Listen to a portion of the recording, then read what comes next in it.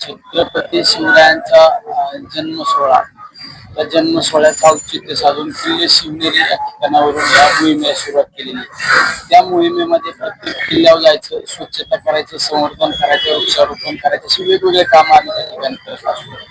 कारण आम्ही सर्वांनी आपला मावळा नावाची संघटना काढली आणि त्या आपला मावळा संघटनेच्या वतीने आम्ही सर्वांनी एक निर्धार केला, ज्या राजांचं नाव घेऊन आपण आपल्या महाराष्ट्रामध्ये ना देशामध्ये शुभ कार्य, धार्मिक कार्य, तुमचं सामाजिक कार्य असो किंवा राजकीय कार्याला शुभारंभ पण त्या राज्यांच्या गड किल्ल्यांकडे कुठेतरी आपलं दुर्लक्ष झालेलं आपल्याला पाहायला मिळत आहे।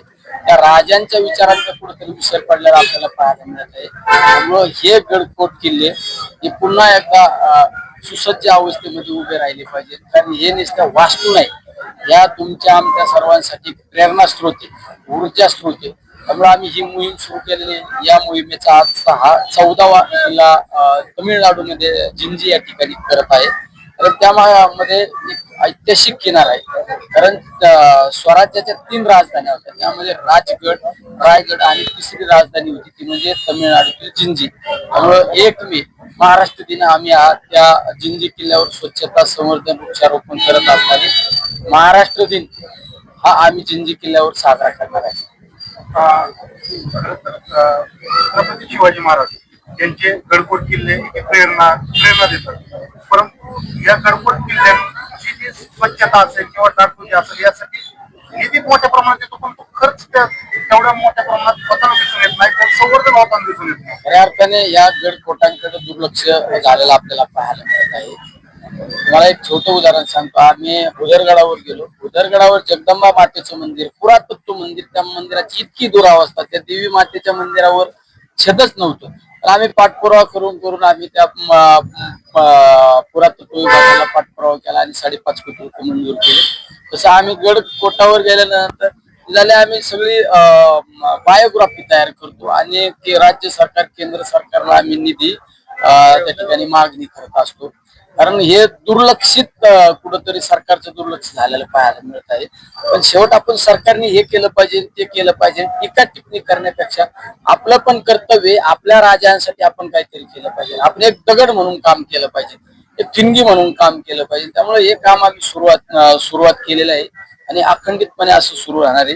मागच्या दिल्लीच्या संसदीय अधिवेशनामध्ये मी मागणी केली, कारण आपण राज्य मंत्रिमंडळ म्हणतो, केंद्राचं मंत्रिमंडळ म्हणतो, या देशातील नव्हे जगातील मंत्रिमंडळाचे खरे संस्थापक कोण आहेत ते छत्रपती शिवराय, त्यांनी अष्टप्रधान मंडळ स्थापन केलं होतं।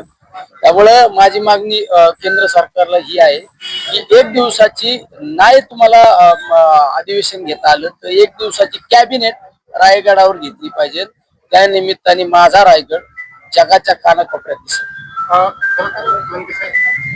छत्रपती शिवाजी महाराज विश्वरत्न डॉक्टर बाबासाहेब आंबेडकर यांच्या नावाशिवाय राजकारण, समाजकारण व कोणत्याही गोष्टीला अर्थ राहत नाहीये।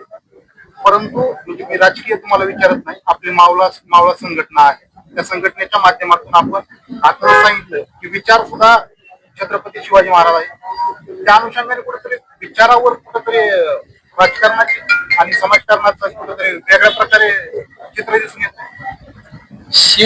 शाहू फुले आंबेडकरांची विचारच खऱ्या अर्थाने या देशाला तारून घेऊन तारणार आहेत।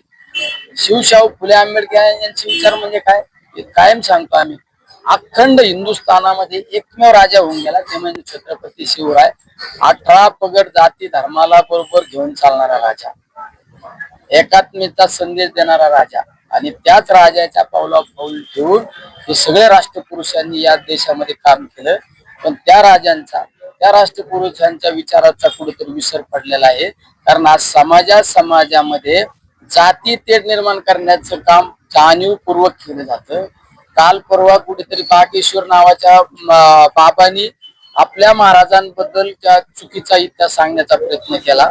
कुठेतरी राहुल सोलापूरकर सारखा माणूस तो छत्रपती राजांबद्दल चुकीचं बोलतो, कुठेतरी